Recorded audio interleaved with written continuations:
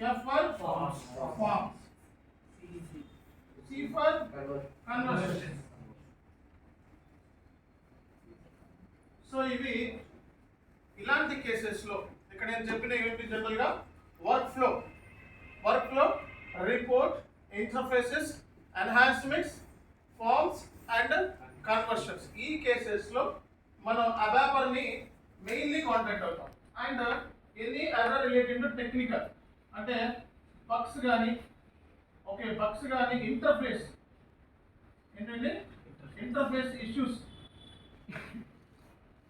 Bugs అలాగే interface issues ఈ కేసులో మనం అబాపర్ని కాంటాక్ట్ అవుతాం అన్నమాట. సో టోటల్గా అబాపర్ని మీరు ఏ టైంలో కాంటాక్ట్ అయ్యారు, ఎలాంటి ఏరియాస్లో మీరు కాంటాక్ట్ అయ్యారు చెప్పి ఇంటర్వ్యూలో అడుగుతూ ఉంటారు. కాబట్టి మీరు ఏం చెప్పాలి? So workflows, reports, interfaces, enhancements, forms, conversions, bugs and any kind of interface related issues. Okay, so ఇలాంటి కేసెస్లో మనం రియల్ టైంలో అబాప్ కన్సల్టెంట్ మనం మీట్ అవ్వాలి. సో అబాప్ కన్సల్టెంట్ మీట్ అవ్వాలంటే ఇలాంటి కేసెస్ టెక్నికల్ ఛాలెంజ్ ఉండాలి దాంట్లో. అంటే ఫంక్షనల్ ఛాలెంజ్ కాదు. Functional challenge we can deal it. Whether it is related technical concept then we need to contact our ABAP. కాబట్టి so ఇక్కడ మనకి ఇలాంటి కేసెస్లో మనం రియల్ టైంలో అబాప్తో కాంటాక్ట్ అవ్వాల్సి వస్తుంది. ఓకే,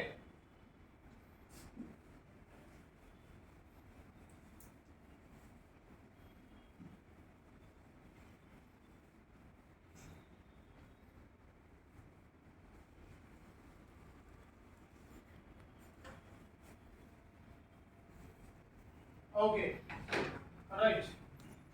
సో బేసిక్గా ఏంటంటే మనకి జనరల్గా ఎన్ని టికెట్స్ ఉంటాయి? P1, P2, P3, P4. ఒకవేళ మనకి అబాప్ రిలేటెడ్ ఎర్రర్ వస్తే అబాప్ రిలేటెడ్ ఎర్రర్ ఎలా చేస్తుంది మనకి? How you can know that whether it is ABAP error? ఎలా తెలుస్తుంది? ఇది అబాప్ ఎర్రర్ ఎలా తెలుస్తుంది? బేసిక్గా అది P1 టికెట్ అవ్వచ్చు, P2 టికెట్ అవ్వచ్చు. మన దగ్గర ఒక ఎర్రర్ వచ్చింది, అది అబాప్ ఎర్రర్ ఎలా తెలుస్తుంది? సో ఆ టికెట్ రైట్ చేశాడు P1 ticket. So P1 ticket వస్తే అబాప్ ఎర్రర్ ఇమీడియట్గా 2 అవర్స్లో సెటిల్ అయిపోతుందా? 2 అవర్స్లో మనం రిసాల్వ్ చేయగలుగుతామా? No, it will take more time because technical challenge is there, right? మరి టెక్నికల్ ఛాలెంజ్ ఉన్నప్పుడు దాన్ని మనం ఐడెంటిఫై చేయాలి. అసలు ఈ ఎర్రర్ ఏంటి, ఎలా వచ్చింది, అసలు ఇది FICO కన్సల్టెంట్ చేయగలరా? ఫంక్షనాలిటీ, మన ఎవరు? Functional consultants. కానీ అబాపర్ ఎవరు? Technical consultants. Whether it is related technical consultant, how we can contact our ABAPer. So ఎలా కాంటాక్ట్ అవ్వాలి మనం? అసలు ఈ టెక్నికల్ ఛాలెంజ్ అనేది మనకి ఎలా తెలుస్తుంది చెప్పాలి. సో మనం జనరల్గా మనకి ఎర్రర్స్ వస్తున్నాయి, అవునా కదా? మెసేజ్ నెంబర్స్ కూడా వస్తున్నాయి, అవునా కదా? సో దాని మీద క్లిక్ చేస్తే మనకి కనీసం ఫంక్షనల్గా ఏమేమి రిసాల్వ్ చేయాలనేది మనకు తెలుస్తుంది. ఇదే టెక్నికల్గా అయితే సో బగ్స్ వస్తాయి. సో అవేంటి అన్ఎక్స్పెక్టెడ్గా కొన్ని ఈరోజు మనం క్యాలిక్యులేట్ చేస్తుంది 10 quantity into PO, purchase order 10 quantity into 10 rupees, ఎంత? 100. So system 10 quantity into 120 rupees చూపిస్తుంది. ఎప్పుడు ఉన్న దానికన్నా అన్యూజువల్గా కనబడుతుంది, అవునా? సో అంటే calculation point of view MRP calculate చేయాలి, మెటీరియల్ రిక్వైర్మెంట్ ప్లానింగ్. సో ఆ క్యాలిక్యులేషన్ చేసేటప్పుడు, మెటీరియల్ రిక్వైర్మెంట్ అనాలిసిస్ చేసేటప్పుడు సో మనకి ఏంటంటే క్యాలిక్యులేషన్ పాయింట్ ఆఫ్ వ్యూలో కూడా ఎర్రర్ రావచ్చు. అంటే ఏంటి? క్యాలిక్యులేషన్ రాంగ్ తీసుకోవచ్చు. సో అంటే ఏంటి? 7 బదులు వేరే అమౌంట్ చూపించవచ్చు. అంటే అన్యూజువల్గా జరుగుతుంది, అంటే డైలీ జరిగేదానిగా అన్యూజువల్గా జరుగుతుంది. కాబట్టి అలాంటి కేసులో మనం డీబగ్గింగ్ చేపిస్తాం. ఏం చేపిస్తాం? డీబగ్గింగ్. సో అంటే ఏంటి? ఈ డీబగ్గింగ్ చేయించి అబాపర్తో ఆ ఎర్రర్ ఎందుకు వచ్చింది అన్నది మనం ట్రేస్ అవుట్ చేయాలి ఫస్ట్. సో కంప్లీట్గా ఎర్రర్ వచ్చిందంటే అబాపర్దే 100% ఉండొచ్చేమో, కానీ దాని ఓనర్షిప్ ఎవరిది? మందే. ఓనర్షిప్ మందే. సో దానికి సంబంధించిన కంప్లీట్ ఓనర్షిప్ ఎవరు తీసుకోవాలి? మనమే తీసుకోవాలి. సో అబాపర్కి ఇచ్చాను సార్ నేను, అబాపర్ టైం తీసుకున్నాడంటే కుదరదు. అబాపర్ మీరే చేయాలి. ఓకే, అబాపర్ది రెస్పాన్సిబిలిటీ బ్యాక్ ఎండ్ సైడ్, మీరు ఫ్రంట్ ఎండ్, మీరు డిజైన్ చేసేది అబాపరే, కానీ అల్టిమేట్ రిపోర్ట్ ఇవ్వాల్సింది మీరే. మీరు ఏం చెప్తారో జనరల్గా ఫంక్షనల్ రిక్వైర్మెంట్ ఇలా చేయాలి అని చెప్తే అబాపర్ అలా చేస్తాడు. కానీ దానికి అతను ఏం అడుగుతాడు? ఒక ఫంక్షనల్ స్పెసిఫికేషన్ డాక్యుమెంట్ అడుగుతాడు. ఏమడుగుతారండి? Functional specification document. దాన్ని మనం ఏమన్నాం? ఎఫ్ఎస్ అని. అంటే ఏంటి? ఎబాఫర్ని కాంటాక్ట్ అయ్యే ముందు, అంటే ఈ కేసెస్ లో, ఎనీ కేసెస్ లో మరి P1 టికెట్ P2 టికెట్ మరి ఎబాఫర్ని కాంటాక్ట్ అయితే కనీసం ఆ ఇష్యూ ఒక 6-7 డేస్ పడుతుంది అనుకోండి. మరి ఇందులో ఏ టికెట్ రైజ్ చేయాలి? ఆల్రెడీ P1 టికెట్ రైజ్ చేశాడు. సో ఈ ఇష్యూని అండర్స్టాండ్ చేసుకున్నాం మనం. ఇది ఏంటి? ఎబాఫ్ ఇష్యూ అని తెలిసింది. ఓకే, అంటే ఇది కనీసం 10 డేస్ పడుతుంది ఈ ఇష్యూ రిసాల్వ్ చేయడానికి, మరి ఒక 6 డేస్ పడుతుంది. ఇప్పుడు ఏం ప్రిపేర్? ఏది P1 టికెట్ తీసుకోమంటారా, P2 టికెట్ తీసుకోమంటారా, P3 తీసుకోమంటారా, P4 తీసుకోమంటారా? P4 టికెట్ తీసుకోవాలి. P4 టికెట్ ఎన్ని? 4 డేస్ కదా. మరి P4 టికెట్ ఎలా తీసుకుంటాం? P4 టికెట్ ఎన్ని? 4 డేస్. మరి అది 5 to 6 డేస్ పడుతుంది. మరి అప్పుడు ఏం చేయాలి? ఏ టికెట్ తీసుకోవాలి చెప్పాలి. P4 టికెట్ 4 డేస్ పడుతుంది. మరి ఏ టికెట్ తీసుకోవాలి? ఇప్పుడు ఏ టికెట్ తీసుకోవాలి? అప్పుడు ఏం చేయాలంటే చేంజ్ రిక్వెస్ట్ అంటే ఇది ఈ టికెట్లతో పని లేదు మనకి. ఇది కంప్లీట్ గా ఎబాఫర్తో సంబంధం ఉంది కాబట్టి మనం సిఆర్ ప్రిపేర్ చేస్తాం. ఏంటండి? సిఆర్ అంటే చేంజ్ రిక్వెస్ట్. ఏంటిది? చేంజ్ రిక్వెస్ట్ మనం రెడీ చేస్తాం అనమాట. సిఆర్ నంబర్ ఉంటుంది. అంటే ఇది P1 టికెట్ ఇప్పుడు క్లోజ్ అయిపోతుంది అనమాట. We are closing the P1 ticket and opening the CR. Okay, CR అంటే ఏంటి? సిఆర్ నంబర్ అనేది ఇక్కడ జనరేట్ అవుతుంది. ఓకే, కాబట్టి ఇది బేసిక్ గా అంటే ఏంటి? P1 టికెట్ క్లోజ్ చేసి మనం ఏ రైజ్ చేయాలి? సిఆర్ ప్రిపేర్ చేయాలి. సిఆర్ లో మనకి ఏంటిది? ఫంక్షనల్ స్పెసిఫికేషన్ డాక్యుమెంట్ రెడీ చేస్తాం కదా, అదే అటాచ్ చేయాలి. ఈ సిఆర్ కి టెక్నికల్ స్పెసిఫికేషన్ అంటే ఏంటి? బేసిక్ గా మనం ఫంక్షనల్ స్పెసిఫికేషన్ డాక్యుమెంట్ ఎబాఫర్కి ఇచ్చిన తర్వాత టెక్నికల్ స్పెసిఫికేషన్ డాక్యుమెంట్ ని ఎవరు రెడీ చేస్తారు? అబాప్ కన్సల్టెంట్ రెడీ చేస్తారు. సో ముందు మనం ఎవరికి ఇస్తాము? ఫంక్షనల్ స్పెసిఫికేషన్ డాక్యుమెంట్ ఎవరికి ఇవ్వాలి? అబాప్ కన్సల్టెంట్. టెక్నికల్ స్పెసిఫికేషన్ డాక్యుమెంట్ ఎవరు ప్రిపేర్ చేస్తారు? అబాప్. ఓకే, టెక్నికల్ స్పెసిఫికేషన్ డాక్యుమెంట్ లో ఆల్ కస్టమైజేషన్ రిక్వైర్మెంట్ ఎవరిది? దానికి సంబంధించి కస్టమైజేషన్ ఎవరు చేస్తారు? ఏమైనా చేంజెస్ చేయాలన్నా బ్యాక్ ఎండ్ లో ఎవరు చేస్తారు? అబాప్. ఓకే, ఇందాక వన్ మోర్ పాయింట్ నేను చెప్పడం మర్చిపోయాను. సో ఇంటర్ఫేస్ ఇష్యూస్ కూడా వస్తాయి. సో దాని గురించి కూడా నేను మనకు చెప్తాను. Okay, interface issues back related issues వస్తాయి. అవి ఏంటి అన్నది కూడా మనం నీకు చెప్తాను. కాబట్టి ఇది functional specification document main content. Okay, so ఎలాంటి కేసెస్ అంటే ఎఫ్ఎస్ రాసేటప్పుడు ముందు మనం ఏంటి? సిఆర్ నెంబర్ తీసుకుంటాం. ఓకే, సిఆర్ ఇది ఏంటి? దేని రిఫరెన్స్? ఈ P1 టికెట్ ఇన్సిడెంట్ రైజ్ అయ్యింది, ఐఎన్సి నంబర్ 1 జరిగింది, దీని బదులు ఇది క్లోజ్ చేసి సిఆర్ నంబర్ జనరేట్ చేసి. ఓకే, సో మోరల్ గా ఈ ఒక ఇష్యూ రెడీ చేయడానికి ఇక్కడ మొత్తం 10 డేస్ పడుతుంది అనుకోండి. అంటే ఏదైనా కొత్త రిక్వైర్మెంట్ వచ్చింది అదాప్ది, ఒక 10 డేస్ పడుతుంది అనుకోండి. 10 డేస్ కి ఏం రెడీ చేస్తారు? ఇన్సిడెంటా లేకపోతే సిఆర్? సిఆర్ అంటే ఎన్ని టెక్నికల్ ఛాలెంజెస్ ఉంటే ఏం క్రియేట్ చేస్తారు? సిఆర్. సిఆర్ నుంచి ఎక్కడి నుంచి జనరేట్ చేస్తారు నెంబరు? సిఆర్ నెంబరు ఎక్కడి నుంచి సిఆర్ నెంబర్ జనరేట్ అవుతుంది? ఏ పోర్టల్ నుంచి సిఆర్ నెంబర్ జనరేట్ అవుతుంది? చెప్పండి, ఏ పోర్టల్ నుంచి సిఆర్ నెంబర్ జనరేట్ అవుతుంది? ఎక్కడి నుంచి జనరేట్ అవుతుంది? టికెటింగ్ టూల్ లో నుంచి జనరేట్ అవుతుంది. ఏ టికెటింగ్ టూల్? సర్వీస్ నౌ లో ఏం చేయొచ్చు? సిఆర్ ని క్రియేట్ చేసుకోవచ్చు. Service now. ఓకే, సిఆర్ ని క్రియేట్ చేసేసాం. What next? ఇప్పుడు అండర్స్టాండ్ చేసుకోవాలి. ఏం అర్థం చేసుకోవాలి? బిజినెస్ రిక్వైర్మెంట్ అర్థం చేసుకోవాలి.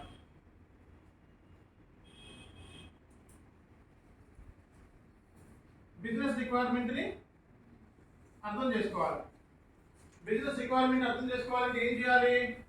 క్లయింట్ తో మీటింగ్ పెట్టాలి. ఏంటిదండి? క్లయింట్ తో మీటింగ్ సెటప్ చేసుకోవాలి.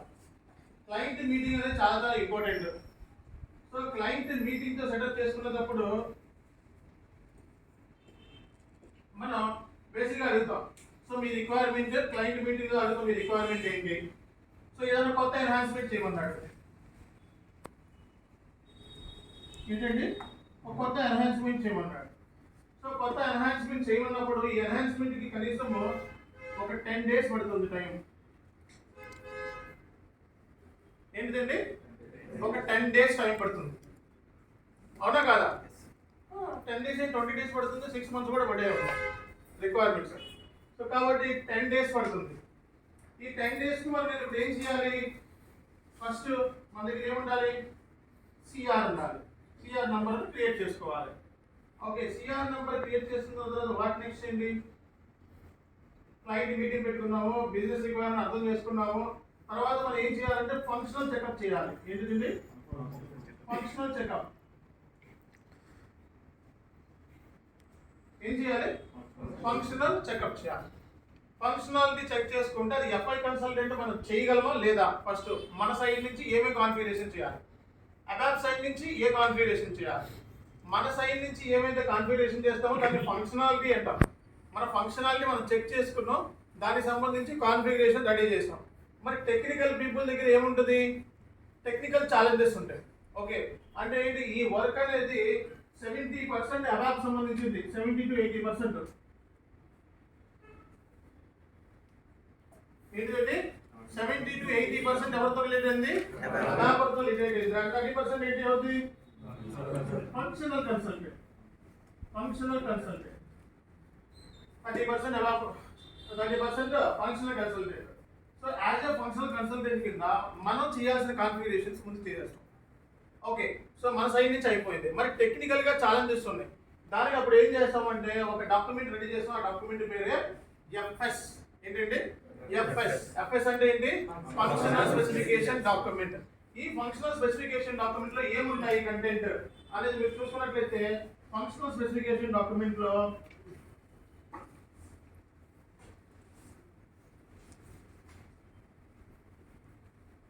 ఈ ఫంక్షనల్ స్పెసిఫికేషన్ డాక్యుమెంట్ లో బేసిక్ గా ఏముంటాయి కంటెంట్? ఫంక్షనల్ స్పెసిఫికేషన్ డాక్యుమెంట్ ఏముంటాయి చెప్పాలి. ఎఫ్ఎస్ ఏముంటుందంటే ఫస్ట్ యాజ్ ఈజ్ ఇన్ఫర్మేషన్. ఏంటిది? As is information. అండ్ దీంట్లో ఏముంటుంది? To be information. As is information and second one is to be information. As is అంటే ఏంటి? As is client business information. To be అంటే ఏంటి? SAP లో ఎలా map చేయబోతున్నాం అంటే. అవునా కదా? ఆ రెండు ఎక్కడ ఉంటాయి? ఫంక్షనల్ స్పెసిఫికేషన్ డాక్యుమెంట్ లో ఉంటాయి. నెక్స్ట్ ఏంటంటే ప్రాసెస్ డయాగ్రామ్. ఏంటిది? అంటే ఇప్పుడు నేను ఇది ఈ ఎన్హాన్స్మెంట్ ఏదైతే ఉందో ఆ ఎన్హాన్స్మెంట్ ని ఎలా రెడీ చేయాలి, దానికి ఒక డయాగ్రామ్ ని క్రియేట్ చేయాలి. అంటే ఇది ఫస్ట్ నేను ఒక డయాగ్రామ్ చార్ట్ లాగా ఫస్ట్ ఇది చేయాలి, సెకండ్ ఇది చేయాలి, థర్డ్ ఇది అవ్వాలి అని చెప్పి ఒక డయాగ్రామ్ క్రియేట్ చేస్తాను. ఒక ఎగ్జాంపుల్ నేను తర్వాత చూపిస్తాను, రేపు పొద్దున్న చూపిస్తాను. బేసిక్గా అర్థం చేసుకోండి కంటెంట్. సో ఫస్ట్ ఏం చేయాలి? రెడీ చేయాలి process diagram. First as is information, to be information, next process diagram. Next ఏంటంటే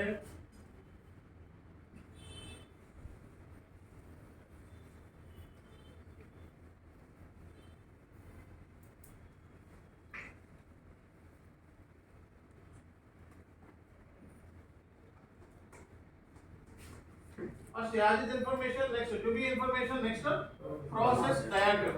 Process diagram రెడీ చేసిన తర్వాత వాట్ నెక్స్ట్ ఏంటి? ఇంకా మనకి క్లయింట్ ఇన్పుట్స్ ని కూడా యాడ్ చేస్తాం. అంటే ఏంటి? ఏమన్నా క్లయింట్ రిక్వైర్మెంట్ ఏమైనా ఉన్నాయా, ఆల్ రిక్వైర్మెంట్ క్లయింట్ దగ్గర నుంచి గ్యాదర్ చేసిన రిక్వైర్మెంట్ మొత్తం యాడ్ చేస్తాం. తర్వాత మనం లాజిక్ ఇవ్వాలి. ఏమి ఇవ్వాలి? లాజిక్ బిల్డప్ చేయాలి. ఈ లాజిక్ ఎవరు ఇస్తారు? మనమే. సో దీన్ని ఇలా చేయడం మూలంగా ఇలా అవుతుంది. సో ఆ లాజిక్ ఎవరు ఇస్తారు? మనమే. ఎఫ్ఐ కన్సల్టెంటే లాజిక్ బిల్డప్ చేస్తాడు. ఆ తర్వాత ఈ ఎన్హాన్స్మెంట్స్ ఎప్పుడైనా గుర్తుపెట్టుకోండి, టెక్నికల్ ఛాలెంజెస్, కొత్త రిక్వైర్మెంట్స్ ఏమైనా ఉన్నాయంటే ఎన్హాన్స్మెంట్స్ కానీ వర్క్ ఫ్లోస్ కానీ ఇది కొత్త రిక్వైర్మెంట్ ఉంది అంటే మోస్ట్లీ మన టేబుల్స్లో నుంచి ఇన్ఫర్మేషన్ లాగు. ఎక్కడి నుంచి? టేబుల్స్లో నుంచి మనకి మంచి నాలెడ్జ్ ఉండాలి. సో మన దగ్గర ఉన్న టేబుల్స్ ఏంటి అంటే ఇప్పుడు జనరల్గా మీరు FBL1 అని రిపోర్ట్ ఉందండి. FBL1 దీంట్లో క్లయింట్ ఏమంటాడంటే ఈ రిపోర్ట్ నాకు సూట్ కాదంటాడు. దీంట్లో 2-3 ఫీల్డ్స్ ఎక్స్ట్రా యాడ్ చేయమంటాడు as per the business requirement. Client requirement లో కొత్త ఉంటాయి. ఆ బిజినెస్ అనేది SAP లో ఉండకపోవచ్చు. ఆ ఫీల్డ్స్ అనేవి ఆ ఫీల్డ్స్ ఇప్పుడు యాడ్ చేయాలి. ఒక 3 ఫీల్డ్స్ ఇక్కడ యాడ్ చేయాలి రిపోర్ట్ లో. అర్థమైందా? 3 or 4 ఫీల్డ్స్ యాడ్ చేయాలి. అప్పుడు ఏం క్రియేట్ చేస్తాం మనం? చెక్ FBL1N రిపోర్ట్ అన్నమాట. అంటే జెడ్ తో కానీ వై తో కానీ స్టార్ట్ అయిందంటే ఏంటి? కస్టమర్ ఒక టీ కోడ్ జెడ్ తో కానీ వై తో కానీ స్టార్ట్ అయిందంటే దాని మీనింగ్ ఏంటి? Customized T code. అంటే ఎవరు తయారు చేశారు? అబాప్ కన్సల్టెంట్ రెడీ చేశారు. ఓకే, సో మనం కస్టమైజేషన్ ఓన్లీ స్పెసిఫిక్ గా కస్టమైజేషన్ మనం క్రియేట్ చేసిన దానికి చేస్తాం. అంటే ఆల్రెడీ ఉన్న వాటికి చెయ్యం. స్టాండర్డ్ టీ కోడ్స్ మనం కస్టమైజేషన్ చేయలేము. ఓకే, సో దేనికి మాత్రం చేయగలుగుతాం? ఓన్లీ ఎక్స్ట్రాక్ట్ అంటే దానికి ఎన్హాన్స్మెంట్, కొత్త reports, new reports, Z reports అంటారు. ఏమంటారు దీన్ని? Z reports. జెడ్ అంటే జీ అంటారు ఇక్కడ ఇంగ్లీష్ భాష. కాబట్టి ఇది జీ రిపోర్ట్స్ క్రియేట్ చేస్తాం, రైట్? సో ఇక్కడ నేను ఒక రిపోర్ట్ క్రియేట్ చేశాను. ఇప్పుడు సీరియల్ నెంబర్ ఉంది, ఓకే, డాక్యుమెంట్ డేట్ ఉంది, పోస్టింగ్ డేట్ ఉంది. ఇక్కడ 2-3 ఫీల్డ్స్ యాడ్ చేయాలన్నమాట. ఈ 3 ఫీల్డ్స్ యాడ్ చేసి ఈ 3 ఫీల్డ్స్ ఎక్కడ దొరుకుతాయి? యాడ్ చేయాలంటే ఇది టేబుల్లో దొరుకుతుంది. అంటే ఇది ఈ ఫ్లో అంతా ఎక్కడి నుంచి ఎక్కాలంటే ఏ టేబుల్లో ఉంటాయి? ఇది కస్టమర్ ఏమేమి వైస్ దేనికి సంబంధించింది? డేటా సంబంధించింది. టేబుల్ ఏంటి? BSIK, BSEAK అండ్ BSEC అంటే BKPF. ఈ టేబుల్స్ అంటే 10 నిమిషాలు అంటే రిలేటెడ్ గా ఉన్న టేబుల్స్. అంటే ఎక్కడి నుంచి డేటా ఫ్లో అవుతుంది? ఈ టేబుల్ నుంచి తీసుకుంటాం. అని ఈ టేబుల్ నుంచి తీసుకొని ఈ 3 ఫీల్డ్స్ ని యాడ్ చేస్తాం. అంటే దీని ఏమంటారు? కస్టమైజేషనా కాదా? కస్టమైజేషన్. ఇది ఎన్హాన్స్మెంటా కాదా? ఎన్హాన్స్మెంట్. సో ఇలాంటి కేసెస్ లో మనం ఒక కొత్త రిపోర్ట్ క్రియేట్ చేస్తాం. ఆ రిపోర్ట్ పేరే జెడ్ FBL1. అంటే ఏంటి? అవి యూజ్ చేయం, ఓల్డ్ యూజ్ చేయం. FBL1 రిపోర్ట్ తీసుకోవాలి కదా. క్లయింట్ సూట్ కాలేదు, అది కొన్ని మాత్రమే ఫీల్డ్స్ కనపడుతుంది, ఇందులో మొత్తం కనపడవు క్లయింట్. కాబట్టి ఇదేంటిది? జెడ్ FBL1 రిపోర్ట్ తీసుకో. ఓకే, అంటే ఏంటి? టెక్నికల్ ఛాలెంజెస్ ఉన్నప్పుడు, అంటే ఫంక్షనల్ సిస్టమ్ ప్రాపర్గా అవైలబిలిటీ లేనప్పుడు, సో ఆ ఆప్షన్స్లో ఫీల్డ్స్ లేనప్పుడు, టెక్నికల్ ఎర్రర్స్ వచ్చినప్పుడు, ఇంటర్ఫేస్ రిలేటెడ్ ఎర్రర్స్ వచ్చినప్పుడు డెఫినెట్గా మనం అబాపర్ని కాంటాక్ట్ అవుతాం. అబాపర్ని కాంటాక్ట్ అయ్యేటప్పుడు ఏమి ఇవ్వాలి వాడికి? FS అంటే ఏంటి? Functional specification document. FSD అంటే ఫంక్షనల్ స్పెసిఫికేషన్ డాక్యుమెంట్. FRD అంటే functional requirement document. So functional requirement ఏంటి అనేది మీరేం చేయాలి? అర్థం చేసుకోవాలి. ఫంక్షనల్ రిక్వైర్మెంట్ మీరు అర్థం చేసుకోవడం వెరీ ఇంపార్టెంట్, అవునా కదా? ఓకే, సో ఫంక్షనల్ రిక్వైర్మెంట్ అర్థం చేసుకొని ఆ తర్వాత మనం ఏమి ఇచ్చాము? ఫస్ట్ ఏముంటుంది దీంట్లో ఫంక్షనల్ స్పెసిఫికేషన్ డాక్యుమెంట్ లో? As information, to be information, process diagram, logic and respect tables నుంచి ఫీల్డ్స్ ని లాజిక్ అలాతో రెస్పెక్ట్ టేబుల్స్ లో నుంచి ఫీల్డ్స్ లాగు. అట్లా మనకి లాజిక్ అనేది బిల్డ్ అవుతుంది. ఈ లాజిక్ అనేది ఎగ్జాంపుల్ ఎలా ఉంటుంది అనేది టుమారో సెషన్ లో నేను చెప్తాను. ఓకే, సో అండ్ చేసిన తర్వాత వాట్ నెక్స్ట్ ఏంటి? యూనిట్ టెస్టింగ్ చేయాలి. ఏంటిది? Unit testing. యూనిట్ టెస్టింగ్ ముందు నెక్స్ట్ ఏం చేస్తాం మనం? యూనిట్ టెస్టింగ్ చేసే ముందు బేసిక్ గా మరి ఫంక్షనల్ స్పెసిఫికేషన్ ఫంక్షనల్ సైడ్ నుంచి మన దగ్గర TRs ఉన్నాయి, టెక్నికల్ సైడ్ నుంచి కూడా TRs ఉన్నాయి. టెక్నికల్ సైడ్ ఎవరిది రెస్పాన్సిబిలిటీ? అబాప్ కన్సల్టెంట్. ఫంక్షనల్ సైడ్ ఎవరి రిక్వైర్మెంట్? ఎవరిది? మనది, FSCO కన్సల్టెంట్ది. ఫంక్షనల్ సైడ్ సంబంధించిన TRs, టెక్నికల్ సంబంధించిన TRs రెండింటిని ఎక్కడ ఫార్వర్డ్ చేయాలి? ప్రొడక్షన్ లోకి ఫార్వర్డ్. ప్రొడక్షన్ లోకి ఫార్వర్డ్ చేయ ముందు ఎక్కడ ఫార్వర్డ్ చేయాలి? క్వాలిటీ సిస్టమ్ లోకి ఫార్వర్డ్ చేయాలి, అవునా కాదా? ఎక్కడ ఫార్వర్డ్ చేయాలి? క్వాలిటీ సిస్టమ్ లోకి ఫార్వర్డ్ చేయాలి. క్వాలిటీ సిస్టమ్ ఎందుకు ఫార్వర్డ్ చేస్తున్నాం? టెస్టింగ్ చేస్తాం. ఏ టెస్టింగ్? యూనిట్ టెస్టింగ్ చేస్తాం. సో ఈ టెస్టింగ్ పేరు ఏంటి? Unit testing. అర్థమైందా? యూనిట్ టెస్టింగ్ ఎందుకు చేయాలి? ఎర్రర్స్ ఎందుకు చేయాలి యూనిట్ టెస్టింగ్ లో? మనం ఎర్రర్స్ ఏమైనా ఉన్నాయా లేదా ఐడెంటిఫికేషన్ చేసి ఓకే అన్న తర్వాత ఓకే చేస్తాం. కాబట్టి ఇక్కడ ఏ టెస్ట్ చేస్తాం? Unit testing. మరి యూజర్ తో కూడా టెస్టింగ్ చేయించాలా వద్దా? ఆ టెస్టింగ్ పేరు ఏంటి? UAT చేయాలి. UAT కూడా ఓకే అయితే ఏం చేయాలి? మనం ఒక సైన్ ఆఫ్ తీసుకోవాలి.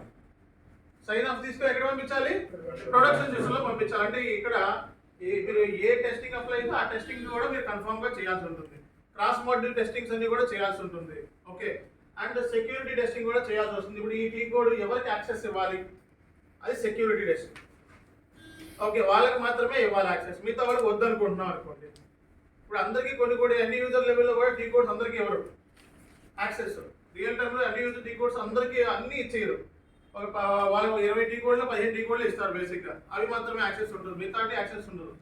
సో టీ కోడ్స్ అనేది వెరీ సెన్సిటివ్ యాక్టివిటీ రియల్ టైంలో. ఎవరికి పడితే ఆ టీ కోడ్లు అంతా యాక్సెస్ ఇచ్చేయరు. సో కొంతమంది ఒక 5 టీ కోడ్స్ 10 టీ కోడ్స్ అడిగి ఇస్తారు. మనం రోజు పనిచేసే దాంట్లో అయ్యే ఉంటాయి. ఇంకా వేరే టీ కోడ్స్ ఇవ్వరు. వేరే టీ కోడ్స్ ఇచ్చినా అది టెంపరీగా ఒక 5-10 మినిట్స్ 15 మినిట్స్, అంటే జస్ట్ లైక్ ఒక 2 days 3 days అట్లా 5 minutes 10 minutes ఒక 2 days అన్ని ఇష్యూ రిసాల్వ్ అయిన వరకు టీ కోడ్ ఇస్తారు. తర్వాత టీ కోడ్ తీసుకుంటారు, రీబ్యాక్ చేసుకుంటారు. అర్థమైందా? కాబట్టి ఫంక్షనల్ స్పెసిఫికేషన్ డాక్యుమెంట్ అంటే ఒకటి అర్థమైంది మీకు. ఏమేమి ఇన్ఫర్మేషన్ ఉంటుంది అని చెప్పి ఇంటర్మీడియట్ ఫంక్షనల్ ఎఫ్ఎస్ రాసావా అంటారు. ఎస్ రాశాను. ఏ ఇన్ఫర్మేషన్ రాసావు, ఏమేమి ఉంటుంది ఎఫ్ఎస్ లో? Logic table fields required. Next testing. తర్వాత ఏం చేసాం, ఈ టెక్నికల్ సైడ్ నుంచి టెక్నికల్ టీఆర్స్, ఫంక్షనల్ సైడ్ నుంచి ఫంక్షనల్ టీఆర్స్, రెండింటిని ఎక్కడ ఫాలో చేస్తున్నాం? క్వాలిటీలోకి. మనది కస్టమైజేషన్. అబాపడితే వర్క్ బెంచ్ రిక్వెస్ట్. ఎప్పుడైనా SC09 వెళ్ళి చేశారా? వర్క్ బెంచ్ రిక్వెస్ట్ అనబడుతుంది. SC09 వెళ్ళి చూడండి కావాలి. SC09 లో మీకు కనబడుతుంది అనమాట. ఓకే, సో కాబట్టి ఇది బేసిక్గా ఎఫ్ఎస్ అంటారు. దీన్ని ఎఫ్ఎస్ అంటే ఏ డీటెయిల్స్ ఉంటుంది, రియల్ టైంలో ఎఫ్ఎస్ డాక్యుమెంట్ ఎలా ఉంటుంది అది అనేది కూడా నేను చూపిస్తాను మీకు.